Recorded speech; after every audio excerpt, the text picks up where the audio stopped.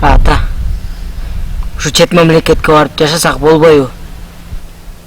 Чет мамлекет дейсиң да. Аякта эмне бар экен? Эмне бар аякта?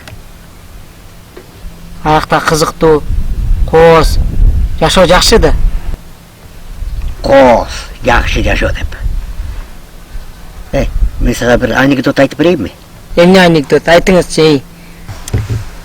Мен сага бир курт жөнүндө анекдот айтып берейинчи. Куртту билесиңби? Көрмөлөн курттар болот го. Курттун баласы атасына айтыптыр да. Ата, алманын ичи таттуу болобу дептир да. Анан баягы атасы, ооба да. Алманын ичи деген аябай таттуу болот, ширин болот десе баягы баласы. Абрикостун ичичи дептир да.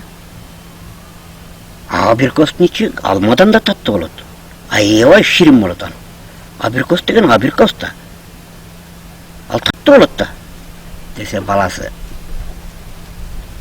Анан эмне экөөбүз бокто жашап атабыз дептир да. Анда атасы, мамлекет деген мамлекет да өз жериңде жашагандай болобу деп койду.